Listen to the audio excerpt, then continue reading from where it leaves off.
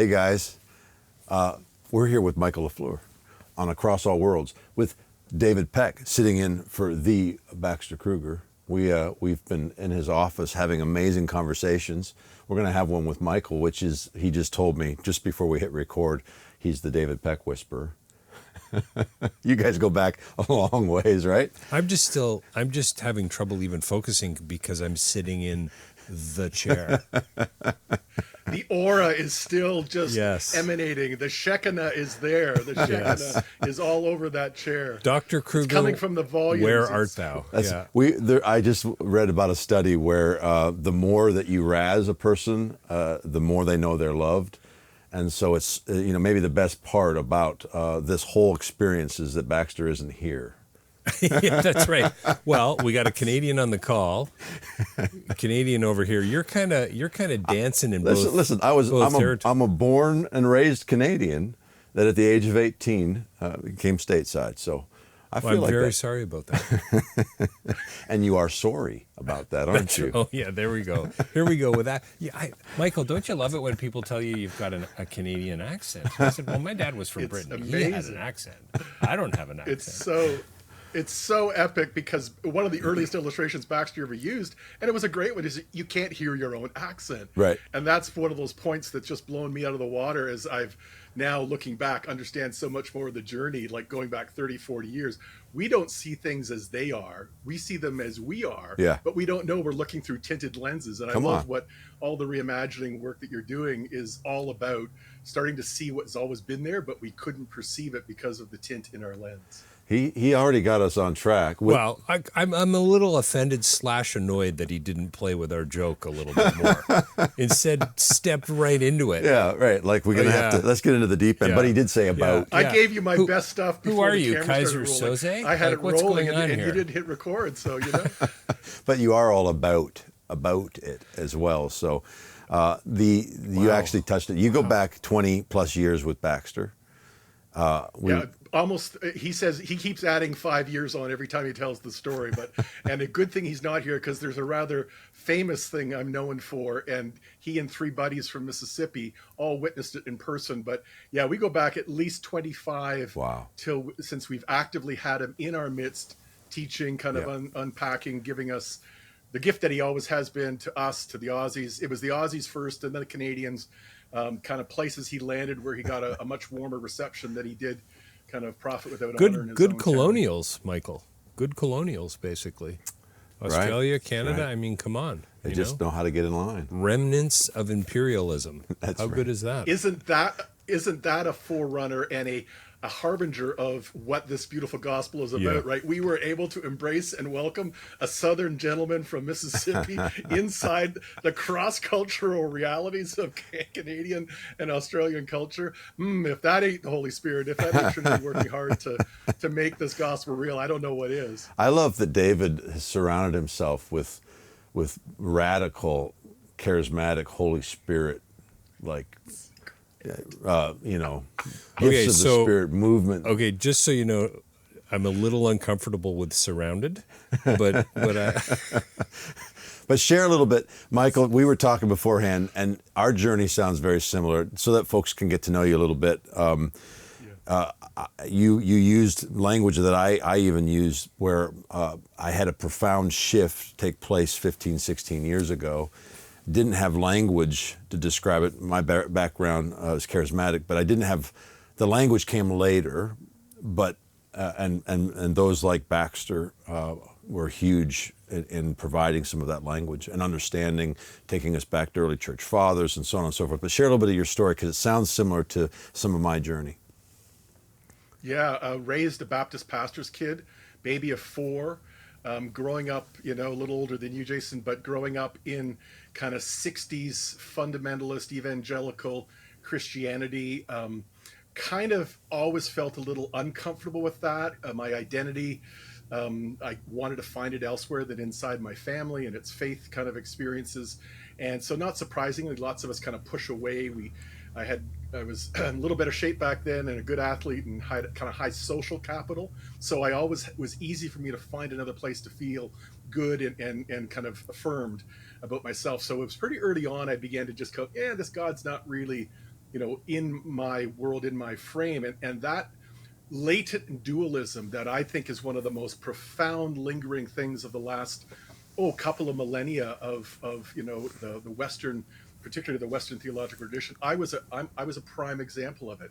I grew up not knowing that God actually was really enjoying my love of athletics or my love of music or whatever. Right. And so that kind of narrow bifurcated world kind of caused me to sort of turn away. I wasn't some wild rebellious kid, but I just said, thank you, no, I'm going to create a whole other identity. And so you kind of have some success in high school. You win some championships. You have a pretty girlfriend. You play, learn how to play Stairway to Heaven so you can impress people at the party or wherever.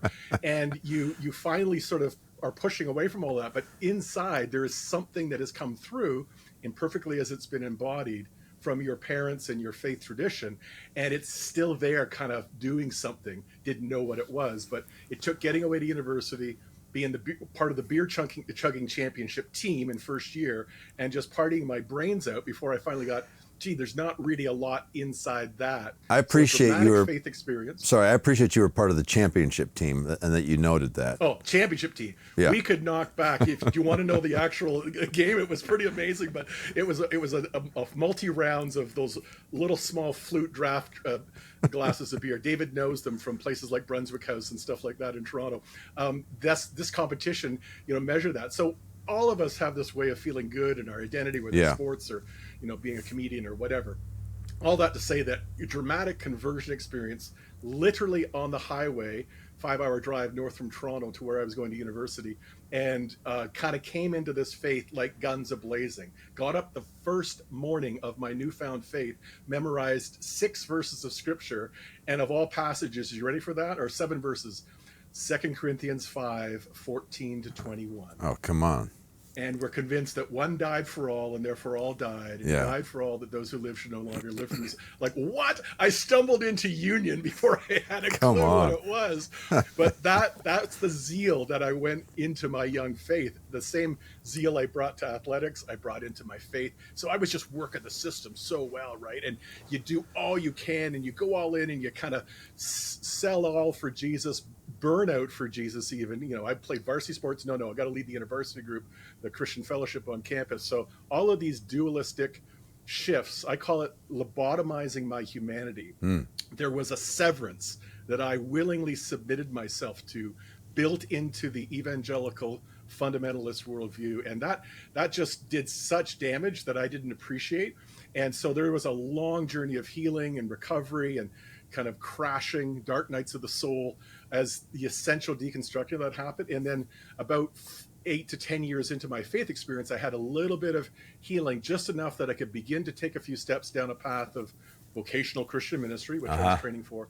And then in 94 was when I had a profound encounter with unconditional love that just blew my paradigms wide open. Yeah, that sounds a little bit like my journey. The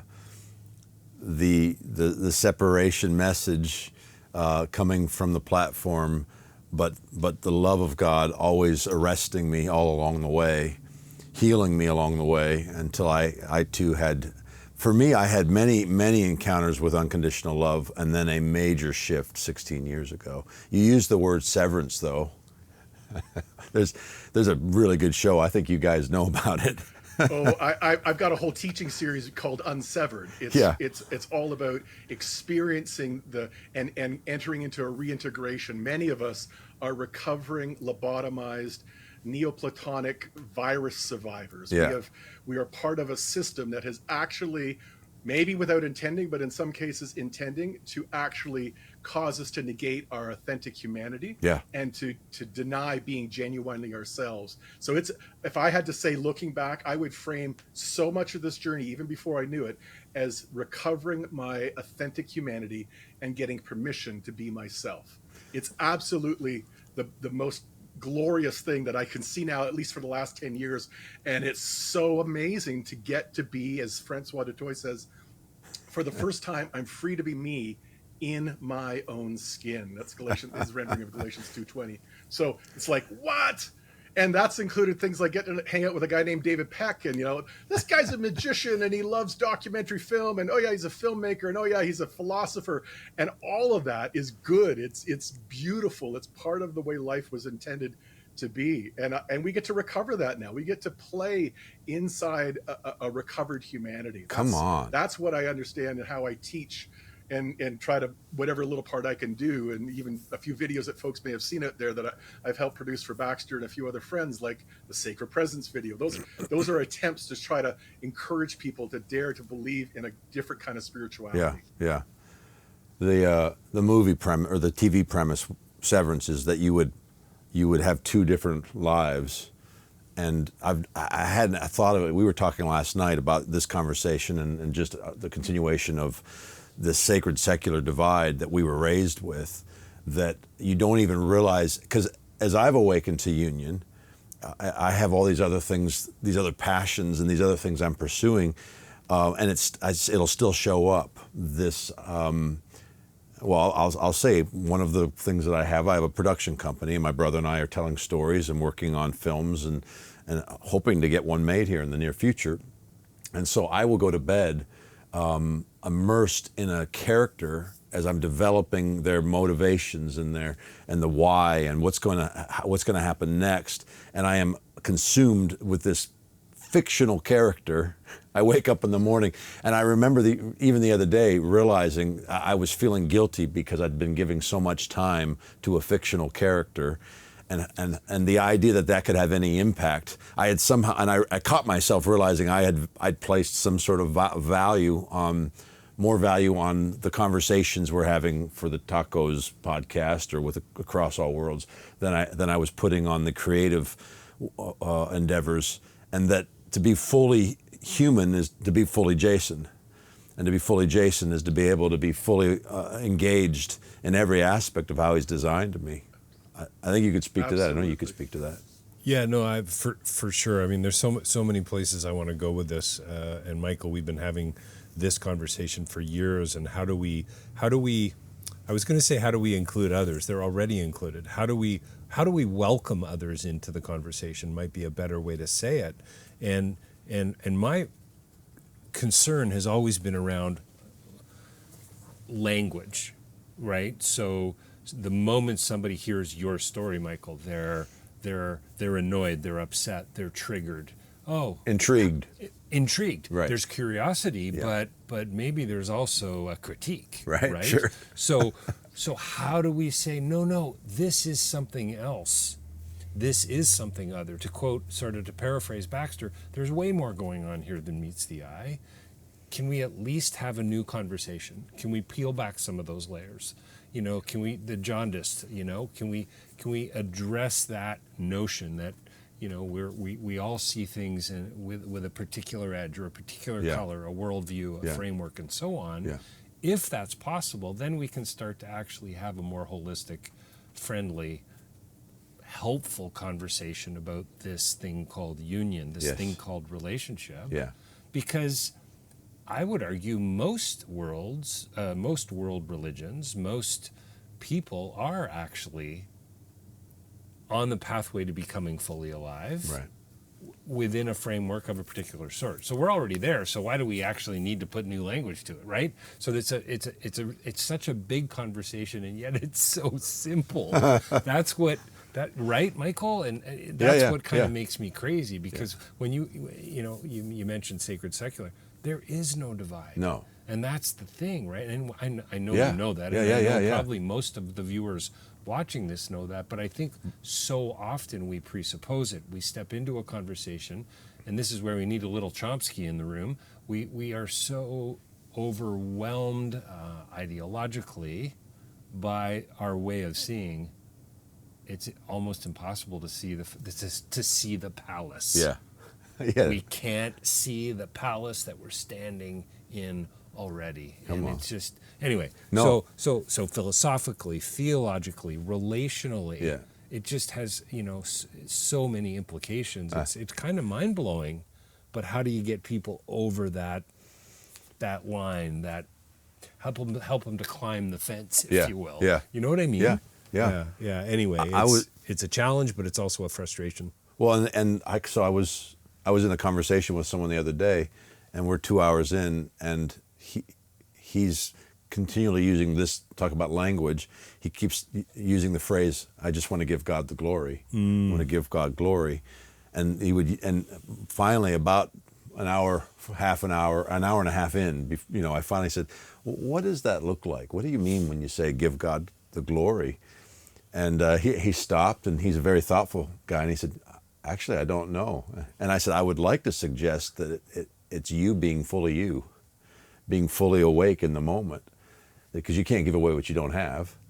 But I understand that the language that he's coming from is the thing that I was feeling when I'm sitting down to write this character. I went to a Bible college where there were only 4 options for ministry. You know what I mean? Ministry was you were a pastor, a missionary, a worship leader, or a children's minister. Like those were your options. And if you weren't doing any of those things, then you were less than on the hierarchy. Hey guys, this is Baxter Kruger here. I'm with my friend Jason Clark. We have an ongoing conversation about all things Trinitarian, about the real meaning of the death of Jesus, practical side of living the Christian life in union with Jesus and in the union with us.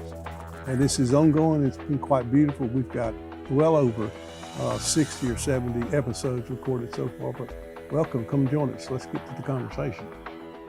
So one of the things that you probably know about David, and probably have heard about David and I, is we are huge film fans, and I am always finding the glory, the beauty of our healed, recovered humanity, of our essential union to not only Trinity but one another, and all kinds of ways that is so just embedded in good art, and particularly the narratives of the culture, which are our movies as well as our songs and other things. But for me, it's movie. Occasionally a good streaming series, but movies seem to have a discipline. And of course, there's an epic scene that illustrates what you just talked about, Jason. It's from the wonderful biopic called Walk the Line a few years ago. Younger viewers may have seen it. Yeah. The Johnny Cash story, right? Yeah. And it's early in the film, and Johnny's kind of always, he's selling, stuff door to door, not making but a few pennies to rub together. In desperation, sees a music studio, wants to get an audition, and shows up with his 3 guys in his band, and they start singing, this wonderful song. I just happen to be able to, because I do this all the time, pull up the slide from it, and the record producer Sam Phillips says, "We already heard that same song 100 times. Sing it just like that, just like how you sing it." Johnny says, "Well, you didn't let us bring it home." Bring it home. Bring it home. All right, let's bring it home.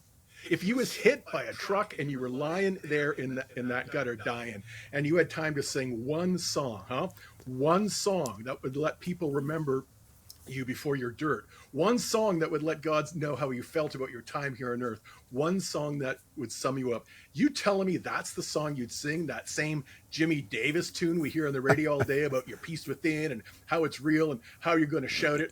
Or would you sing something different? Right. Something real, something you felt. Because I'm telling you right now, that's the kind of song people want to hear. That's the kind of song that truly saves people. It ain't got nothing to do with believing in God, Mr. Cash. It has to do with believing in yourself. And I think that is, so many of us are recovering our humanity and a whole way of being human that's actually what it means to be made in the image of God, and in the freedom of the second Adam, who is continuing to share fully in our humanity and us in his and Trinity's life through his ongoing humanity. And some of these things that kind of began to dawn on us about 15, 18 years ago, reading Torrance, hearing some good teaching on it, Baxter's help, this whole idea of the ongoing, continuing humanity of Jesus has just helped me rediscover the gift that each one of us uniquely, singularly, gets a chance to refract their glory through our own particular interests and personality and wounds. Come on. All the stuff, the whole stuff of our story. Brené Brown says, don't orphan any uncomfortable parts of your story. Are you able to be at peace with younger versions of yourself? And this is where I would circle back to one of your earlier questions, is I think, again, in the last 5 to 7 years, I've become so grateful for even the very imperfect way that my faith was first shared with me, with what was modeled for me, because there is a truth and a love, as you said, that's still able to get through.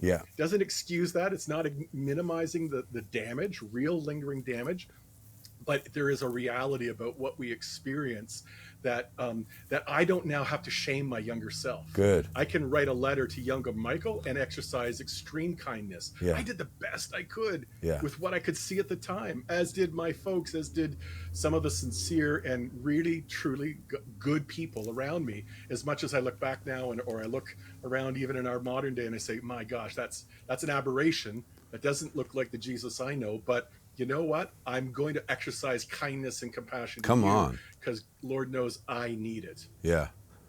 That's the nature of restoration. I mean, if he's in the restoration business, then it's not about, the thing I didn't like with the word deconstruction is it implies destruction, but it's actually a restoration project. It's always been that. The Jason of 20 years ago actually would be enamored with who I've become today, even though I might scare him a little bit. You know what I'm saying? He might even call me a heretic. But he'd want. And I Go ahead. Especially for guys like David and I, we come out of some pretty cringeworthy stuff, and especially when we get associated or tied into that just by the casual use of a name or a label. Like, that's honestly why some of us have been so hidden. I don't have even a public presence out there. You'll find some of my videos, but it's like, I just don't want someone else to define me. But I actually have to risk that now. Paul Young says, hey, that's my tribe. That is the tribe I come from. How many willing to not be ashamed of that, but that's part of the journey. Yeah. How many Instagram followers do you have? About 12? Is that right? I don't even know if I have that. I was posting for a while, but I've just shut it down because You got it. I don't need. Hold on. You gotta create content for your community, man. Come on. 12. You got I 12 create now. content. There you go. Well, it's it's interesting, and we're sadly coming to the end of this episode, really, or pretty soon. But Quick. I'd love to go down that pathway with you, Jason, about the notion of deconstruction and what does that actually mean, and does it imply a reconstruction? Are we closed for renovations? Right. Right. Or is that just an ongoing kind of thing? Because I think it seems to me philosophically and theologically and relationally, if we're not deconstructing all the time, Right. there's a problem. Well, to me, that's Right? that's what rethinking is. That's Yeah. what and the idea that we aren't doing. Do that you mean the podcast itself, or do you mean actually rethinking? Thank you. A little plug for the podcast. Nice one. Yeah, but in life, So I'm here for you, brother. in life, it's if you're not changing, you're not growing, you're not maturing, and the idea that we're not, when you're born, it's obvious that every day you're growing, you're maturing. Somewhere along the way, I don't know what it is, whatever philosophy comes in that suggests, okay, this is who I am, I can't change. And I'm like, that's the silliest thing in the world. Yeah, I'd call it the Enlightenment Project or dualism. I mean, there's so many different things, Yeah. right? But I mean, Yoda, you got to unlearn what you've learned. Yeah. And that needs to be continual. And the it lens, seems to me. the lens you're talking about. Now, this is where, I've used this analogy in one of my books. Well, God is not in control if we're doing plugs. But I talk about, the zebra in a field and the four guys with different colored glasses describing the zebra, and each one of them is describing it. The guy with the yellow lenses is saying it's black and yellow, and the green lens is green and and the guy, the reality is who knows the true color of the zebra? Well, the true color of the zebra is discovered in this analogy as Jesus, as the cornerstone. Like, that's got to be the lens. This love lens that we look through is actually how we determine things, which is that Christological journey that we've been on. That's the language I have now. I didn't have that language before. I just knew that my lenses were off. And I got to be able to, I got to have something to measure my lenses against. And Jesus is where I measure, is where I ask him to continue to cleanse the lens. I'm sure you can say something to that, Michael. I see you chomping at the bit. Well, even just two things big words that will leave people hanging with as we sort of wind down this episode and maybe crank it up for the next one. David loves this term epistemic humility. So that's just saying our ways of knowing things, they're way more biased and influenced by things that we are unconscious of. Yeah. We know more than we can tell. So we've got to always have an appropriate amount of humility. I don't have to be wishy-washy about what I currently see, but I need to hold it with a degree of openness. Yes. What if I'm actually wrong? It's a great Peanuts cartoon, What's the best title of your book? You're writing a book of theology. What's the title? Have you ever considered you might be wrong? Right. It's a good question to ask. But the other thing is existential authenticity, and this is where I think many of us go down. One of the phrases that Eugene Peterson stumbled across it 40 years ago when I was in seminary was, too many pastors or spiritual leaders or would-be Christian influencers in today's language are travel agents handing out brochures to places they've never visited. Right. We don't actually know or experience. We haven't experienced this love, so we're kind of performative. We're talking about it, but we actually live in our words. We don't know how to be loved as we are. So some of us in more recent years have had to come head on with that, and it is really continuing to change, deepen, shift our perceptions and our kindness toward ourselves, others, our understanding of the ripples. What does this then mean? Not just the what, but the so what and now what of this beautiful gospel. Man, that's a good place to pause for the next conversation. There's a Brene Brown quote where everyone's doing the best they can. My wife actually told me that first, and when I gave credit to Brene, she's like, "That's fine, but I've been saying that for like 15 years." But that's the other piece of this journey when you look back on yourself and you realize that we're all in transition, we're all maturing, and we're in the space we're in right now doing the best we can. And by the way, thanks for the little plug on epistemic humility. Yeah. I actually coined the word epistemility years ago. You can read about it in Real Change is Incremental, available through BPS Books at a fine bookstore near you.